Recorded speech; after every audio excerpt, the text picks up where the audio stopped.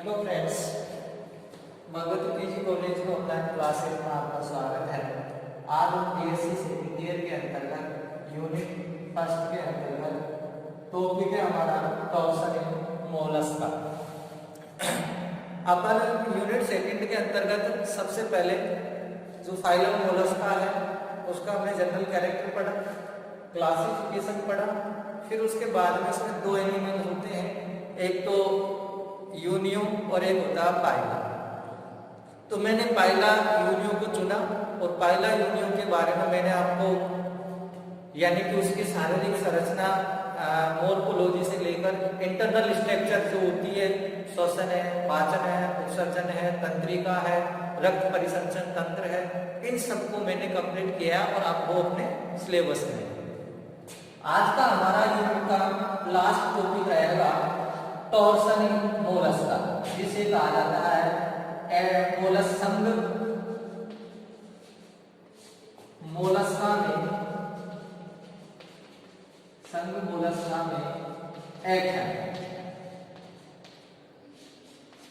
ये अपना मतलब टॉपिक के रूप में है। संघ जो मोलस्का है उसका एक अभिलाक्षणिक गुण पाया जाता है कि इनके अंतर्गत एक ऐठन या मरोड़न पाए जाते हैं। इसको मरोड़न के नाम से भी जाना जाता है, मरोड़न या मरोड़ के नाम से भी इसको जाना जाता है। अब इसको हम समझाएंगे कि मरोड़न होता क्या है या कैसे इनके अंतर्गत टॉर्सन की जो प्रक्रिया है वो होती है। तो मोलस्का की एक क्लास है, मोलस्का संघ की एक क्लास है। मोलस्का संघ की क्लास का नाम है गैस्ट्रोपोडा।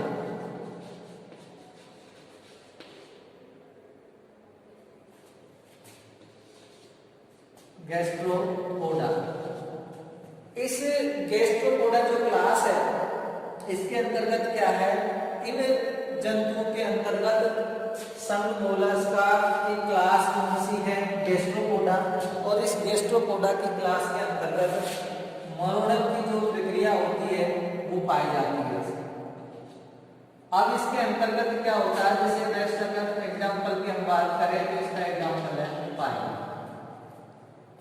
इस पाइला एग्जांपल के अंतर्गत आपको मरोड़न की जो प्रक्रिया है वो है कि जो पाइला है, पाइला के अंतर्गत मरोड़न का पाया जाता है। पाइला के अंतर्गत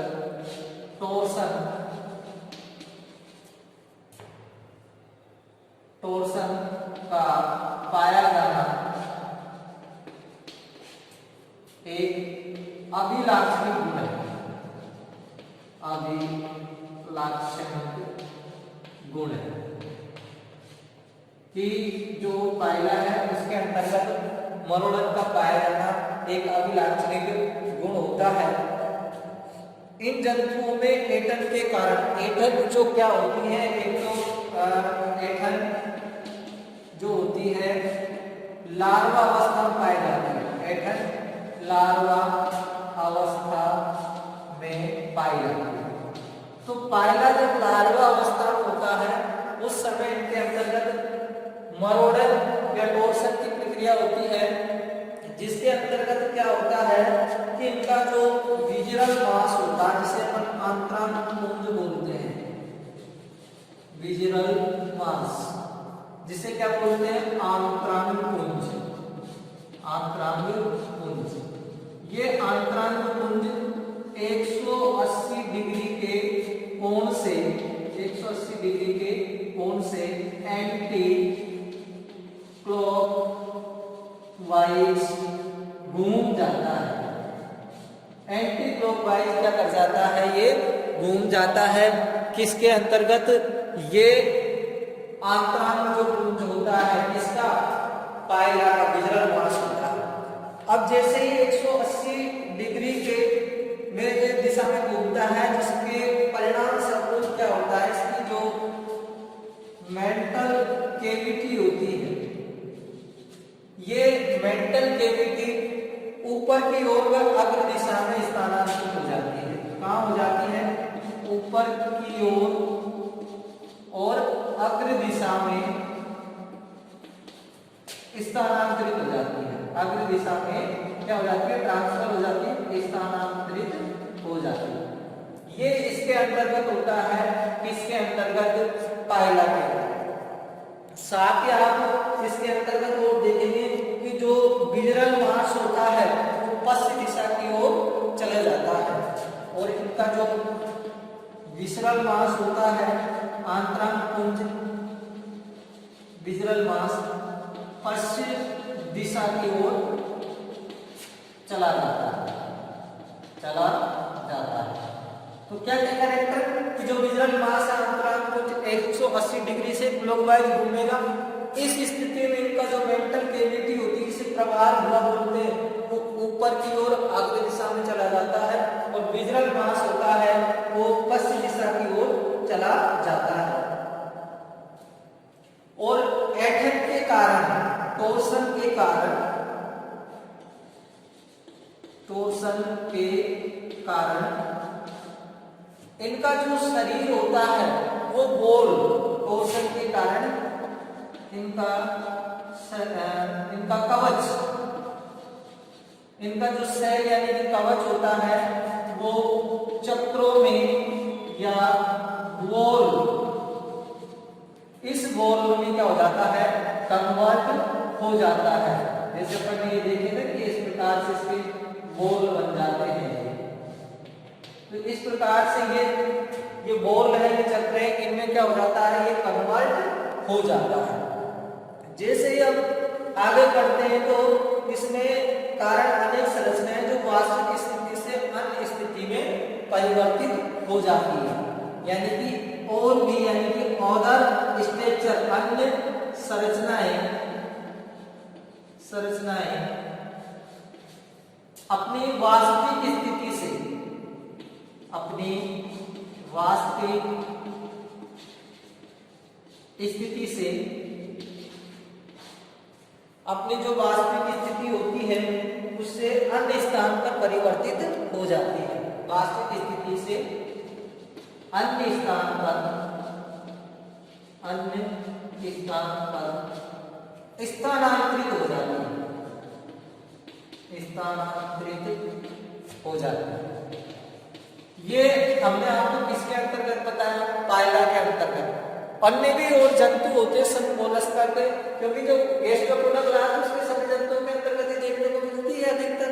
और भी आपको लार्वा बताया, बेलीजन का लार्वा है, क्रोकोफोर लार्वा है, उनके अंतर्गत भी ये पाई जाती है। अब इसके फलस्वरूप देखो क्या हुआ, इसमें पाइला के अंतर्गत टोर्सन पाया जाता है। ये इसका क्या है, अभिलाक्षणिक होने बिल्कुल सही है। एडल्ट की जो प्रोसेस होगी वो लार्वा अवस्था में होती है, उसमें नहीं होती है एडल्ट अवस्था। विजरल मास होता है वो 180 डिग्री के कोण से घूमता है, क्लॉकवाइज एंटी क्लॉकवाइज घड़ी की दिशा में घूमता है, जिससे मेंटल कैविटी होती है ऊपर की ओर और अग्र दिशा में स्थानांतरित हो जाती है। और जो विजरल मास होता है वो पश्चिम दिशा यानी कि पीछे की ओर चले जाता है। वो टोर्सन के कारण इसके जो सेल होते हैं उनमें ये वॉल, ये वॉल्स यानी कि ये कवच, ये क्या नाम से चक्र बन जाते हैं। और अन्य संरचनाएं जो होती है अपनी वास्तविक स्थिति उस स्थिति से भी घूम जाती है। जैसे कि अन्य संरचनाओं की बात करें और इसके महत्व में मैं बताऊंगा कि इसका जैसे कि एनस और ये एलिमेंट के किनार भी ये इधर आगे की ओर जैसे घूम जाती है, यानी कि इसका जो मुख होता है वो अग्र दिशा में, तो एनस होता है वो भी मुख के समीप ही आ जाता है, यानी कि गुदा द्वार। तो इसमें ये भी परिवर्तन है। इसके बाद में नेक्स्ट लाइन से जिन जंतुओं में परिणाम स्वरूप जिन जंतुओं में टोर्सन पाए जाते हैं उसमें लिखेंगे इन जंतुओं में परिणाम स्वरूप निम्न परिवर्तन देखे जाते हैं। तो कौन कौन से परिवर्तन है जो देखे जाते हैं वो अपन देखते हैं। यहाँ सबसे पहले जो परिवर्तन होगा वो देखते हैं हम, कौन कौन से जो परिवर्तन है इसके अंतर्गत होते हैं। तो परिवर्तनों में सबसे पहला है, फर्स्ट परिवर्तन है लार्वा अवस्था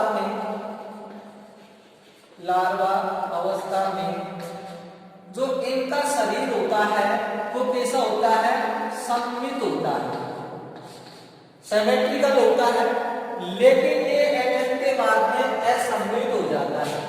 और इसमें क्या होती है, एटम होती है, और ये कैसा होता है, असममित हो जाता है, असिमेट्री हो जाता है। एक तो ये इनमें परिवर्तन देखने को मिलता है, दूसरा इनका जो तंत्रिका तंत्र होता है, इनका तंत्रिका जो तंत्र होगा वो एच शेप में बदल जाता है। जो आज की आकृति होती है उसके अंतर्गत वो बदल जाता है। जैसे कि मैंने आपको बताया था, ये क्या है, अपने पास पाइला का जो तंत्रिका तंत्र अपन ने पढ़ा था, ये इसके अंतर्गत गैंग्लियो, ये प्लूरोपेडल गैंग्लियो, ये कम्युनिकेशन जोड़ देती है, यहाँ सुप्राइंटेस्टाइनल गैंग्लियो, फिर यहाँ विजल गैंग्लियो। अब देखिए ये एट की शेप में बदला कि नहीं बदला। इस प्रकार से टोर्सन के अंतर्गत जो तंत्रिका तंत्र होता है वो एक शेप यानी कि आठ की आकृति में बदल जाता है। उसके बाद में हम करते हैं इनका जो विजनल पास है वो भी क्या हो जाता है, कुंडलित हो जाता है। आंतरांग पुंज, आंतरांग पुंज भी कुंडलित हो जाता है, कुंडलित हो जाता है।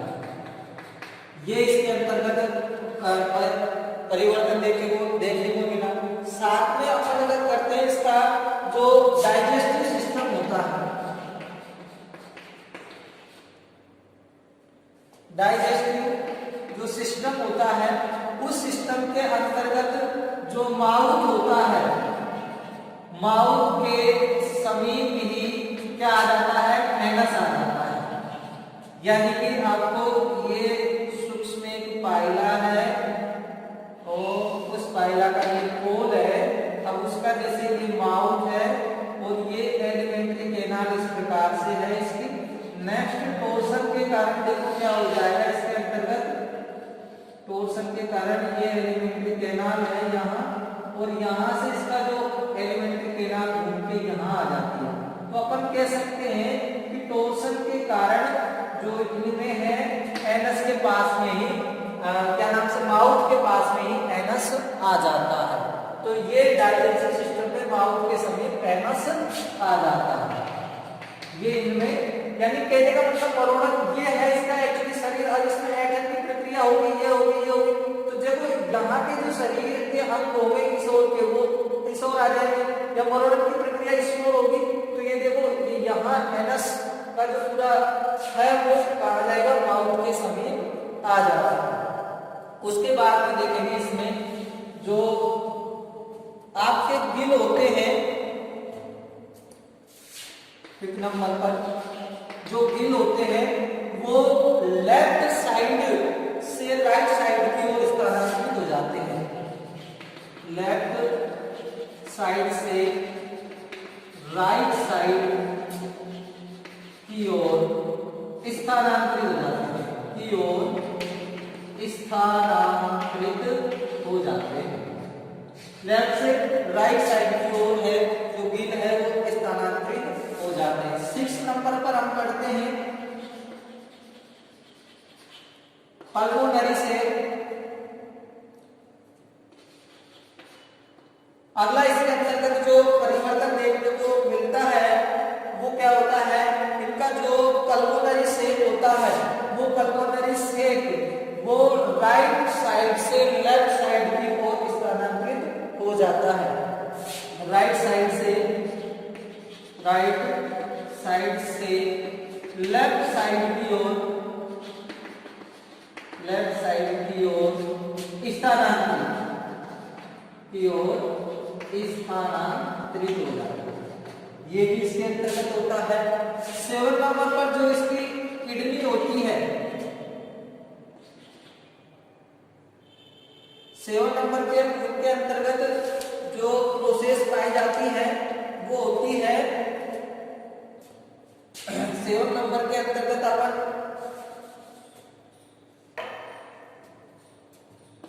किडनी को ही लेते हैं, चलो किडनी ले लेते हैं।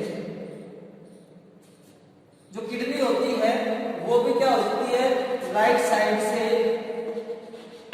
राइट साइड की। और हाँ सो इसमें ध्यान रखना है आप, वो किडनी के अंतर्गत एक विशेष परिवर्तन मैंने आपको बताया था कि इसके अंतर्गत जो राइट जो किडनी होती है वो नहीं पाई जाती है। तो अपन इसमें लिखेंगे जो किडनी है पहला के अंतर्गत या राइट साइड की किडनी दब जाती है, जिससे वो कैसी हो जाती है, अपासित या अल्प विकसित होती है। ये इसके अंतर्गत आप परिवर्तन लिखेंगे। 8वें नंबर पर आप लिखेंगे कि इसका जो ओरिकल होता है, ओरिकल होता है, ओरिकल के समीप ही यानी कि ठीक ओरिकल होता है वेंट्रिकल, ओरिकल वेंट्रिकल के ठीक समीप आ जाता है, समीप आ जाता है। ये भी इसके अंतर्गत आप परिवर्तन है वो देखेंगे। तो परिणाम समूह में मैंने आपको इतने परिवर्तन बताए थे। एक इसके और परिवर्तन अगर आप लिखना चाहे तो वो भी लिख सकते हैं, 8 परिवर्तन हो गए इसके। एक इसके अंतर्गत परिवर्तन है वो देखा जाता है कि जो स्पर्शक होते हैं, टेंटिकल्स होते हैं, वो अग्र दिशा में वह शरीर से बाहर आ जाते हैं, शरीर से बाहर आ जाते हैं। तो देखो टोर्सन है वो इस प्रकार से, यानी कि टोर्सन की जो प्रक्रिया होती है उसके परिणाम स्वरूप नग्न परिवर्तन देखने को मिलते हैं। वो परिवर्तन ये है कि टोर्सन के अंतर्गत जो लार्वा अवस्था होती है, उस लार्वा अवस्था के दौरान शरीर सम्मित होता है, ऐठन के बाद वो असम्मित हो जाता है। तंत्रिका तंत्र एट शेप में हो जाता है, आर्क आकृति का हो जाता है। आंतरांग कुंज भी कुंडलित हो जाता है। डाइजेस्टिव सिस्टम में माउथ के समीप क्या आ जाता है, एनस आ जाता है। गिल के अंतर्गत जो लेफ्ट साइड थे वो राइट साइड में स्थानांतरित हो जाएंगे।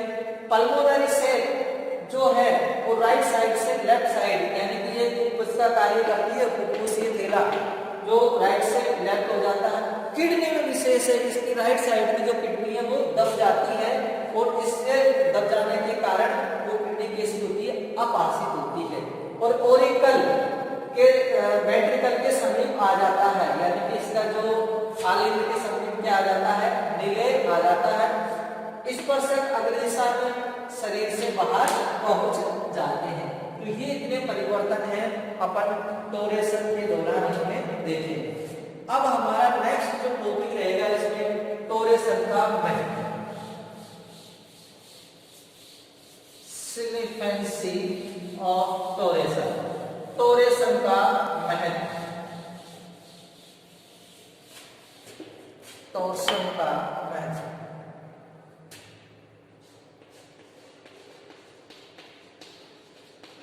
टोरेशन का महत्व देखेंगे भाई, महत्व क्या है इसका।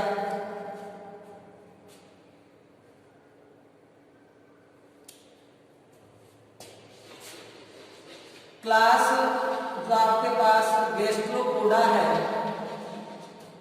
क्लास गैस्ट्रोपोडा में ग्रीवा भाग में ऐठन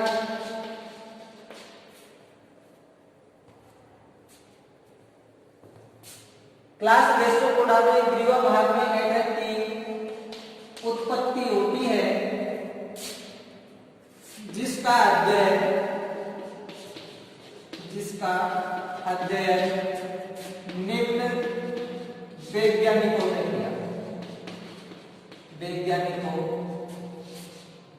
ने किया, वही जो ये प्रक्रिया है किसकी, ऐठन की, ये प्रक्रिया ग्रीवा भाग में होती है क्लास गैस्ट्रोपोडा में। और इसको निम्न जो साइंटिस्ट है उनने इसका क्या किया था, स्टडी किया था। और स्टडी करने वाले में पहले साइंटिस्ट का नाम है गेरस्ट्रेन।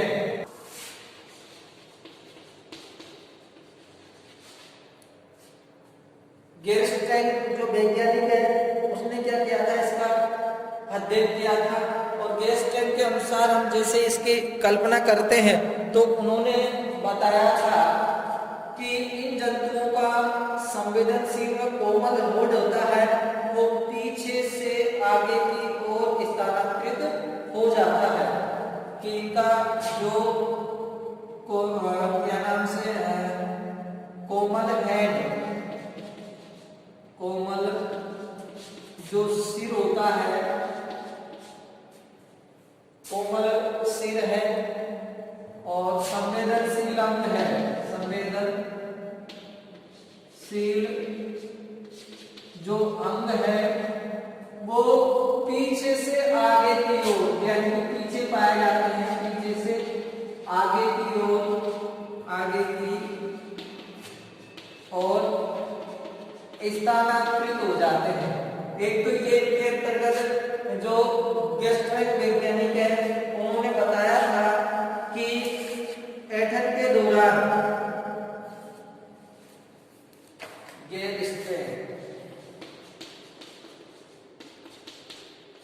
इस वैज्ञानिक का नाम है, इन्होंने बताया कि कोमलशील और जो संवेदनशील अंग होते हैं वो पीछे से आगे की ओर क्या हो जाते हैं, स्थानांतरित हो जाते हैं और साथ ही उनके अंतर्गत सेल के अंतर्गत पुनः वो सुरक्षित हो जाते हैं और जो सेल जो कवच होता है सेल के अंदर पुनः सुरक्षित हो जाते हैं, सुरक्षित हो जाते हैं। और इन्होंने ये विशेषता बताई कि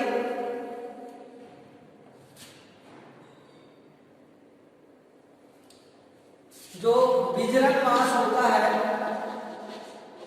विजरल जो मास होता है, मास के बहुत सारे अंग होते हैं, विजरल मास के जो अंग होते हैं, अंग भी सेल के अंदर क्या रहते हैं, सुरक्षित रहते हैं, सेल के अंदर सुरक्षित रहेंगे, अंदर क्या रहेंगे बेटा, सुरक्षित रहेंगे।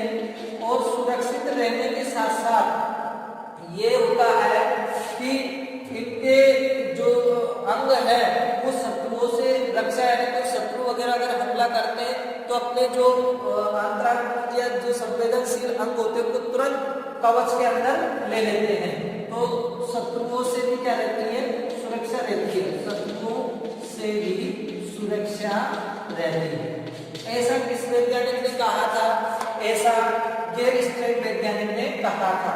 इनका जो कोमल शरीर होता है वो शरीर और संवेदनशील अंग होते हैं वो सेल में आ जाते हैं और वो क्या है, सुरक्षित रहते हैं। एक वैज्ञानिक का नाम है मोर्टन। मोर्टन वैज्ञानिक ने बताया, स्पष्ट किया कि ऐठन से पूर्णित जंतुओं के गिल,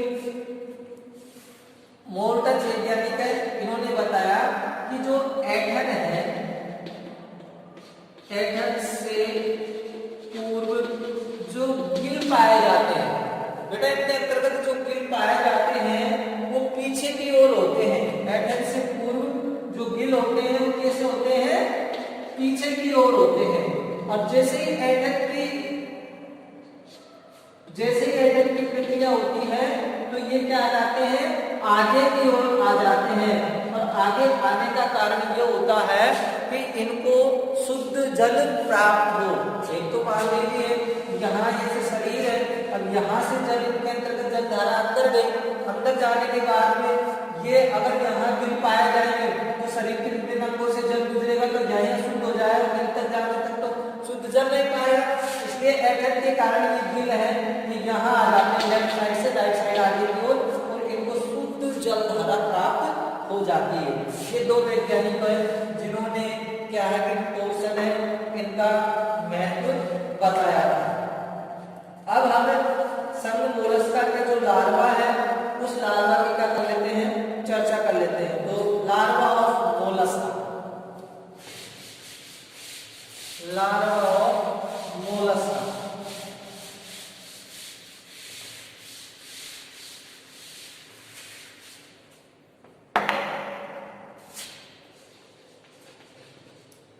लार्वा ऑफ मोलस्का, तो संघ मोलस्का के अंतर्गत निम्न लार्वे पाए जाते हैं। सबसे पहले हम ट्रोकोफोर लार्वे की चर्चा करते हैं। ट्रोकोफोर जो लार्वा होता है ये एनेलिडा और जो मोलस्का है उस मोलस्का की क्या है संयोजक कड़ी होती है। और इस लार्वे की जो स्ट्रक्चर होती है वो इस प्रकार से, इसके अग्र सिरे पर क्या पाए जाते हैं सीलिया पाए जाते हैं, जिसको ट्रंक ऑफ सीलिया के नाम से जाना जाता है। इसके अग्र सिरे पर सीलिया पाए जाएंगे जिन्हें ये इसके क्या है केंद्रक, और इनको ट्रंक ऑफ सीलिया के नाम से इनको जाना जाता है। तो ये ट्रंक ऑफ सीलिया है, इसके अंतर्गत ये देखने को मिलते हैं जो क्या करते हैं ये इनको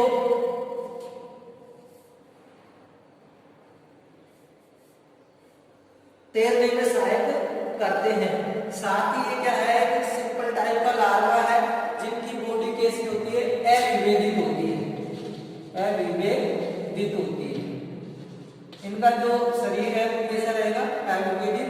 इन्हें ट्रंक ऑफ सीलिया कहते हैं जो क्या करते हैं तैरने में सहायक होते हैं। ये ट्रोकोफोर लार्वा और ये एनेलिडा वह जो मोलस्का है उस मोलस्का की क्या है योजक कड़ी है। अगले हम लार्वा की जैसे ही बात करते हैं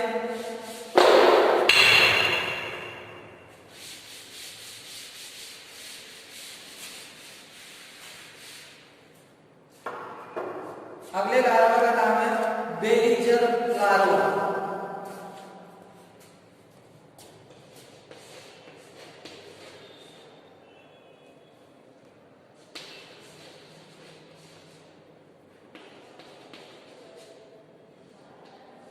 ये बेलीजर जो लार्वा होता है ये पादप प्लवक आश्रित लार्वा है, पादप प्लवक आश्रित लार्वा है। और ये पादप प्लवक आश्रित लार्वा होने के साथ साथ यह लार्वा अवस्था दो प्रकार की हो सकती है। प्रथम जो लार्वा अवस्था होती है यानी कि इसके दो प्रकार है। प्रथम जो लार्वा अवस्था होगी फर्स्ट लार्वा, उस लार्वा का क्या है समय 2 से 3 महीने होता है। और सेकंड जो लार्वा अवस्था होती है उसका जो समय होता है 1 सप्ताह होता है। साथ ही इसकी और विशेषता यह है कि इनका शरीर अविभेदित होता है। शरीर कैसा रहेगा अविभेदित रहेगा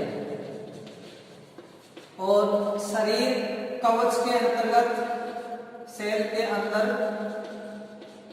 सुरक्षित रहता है। और इस लार्वा का जो शरीर स्ट्रक्चर होती है वो इस प्रकार से होती है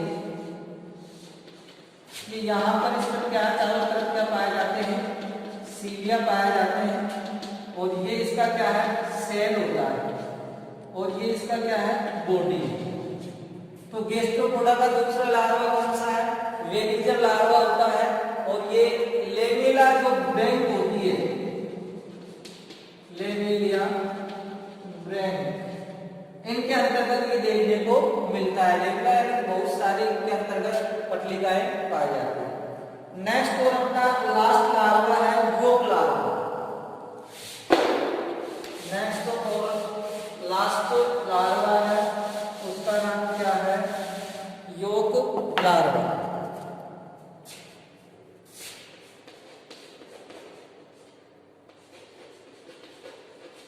योग लार्वा की विशेषता यह है कि इनके अंतर्गत जो पीतक की जो मात्रा होती है वो मात्रा बहुत ही अधिक होती है। इनके अंतर्गत जो पीतक की मात्रा है वो बहुत ही होती है। साथ ही ये प्रोटोवेंटिया और एम्फीन्यूरा प्रोटो और न्यूरा के अंतर्गत देखने को मिलता है योग लार्वा। और इसमें विभिन्न कोशिकाओं के द्वारा ग्रुपबंदी और ये कोशिका कतारों के रूप में व्यवस्थित होती है। विभिन्न जो सेल्स होती है उन सेल्स का क्या बनता है, इसमें ग्रुप यानी कि समूह बनता है। और इस समूह बनने के साथ साथ ये कोशिकाएं लाइन यानी कि कतारों में व्यवस्थित होती है, यानी कि इस प्रकार से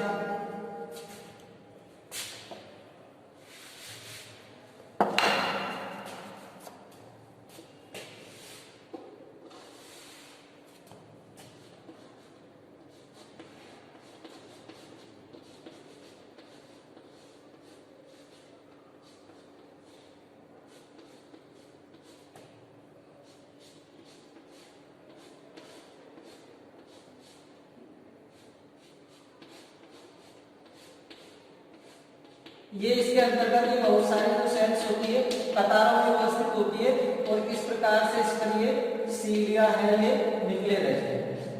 तो ये योग लार्वा हुआ।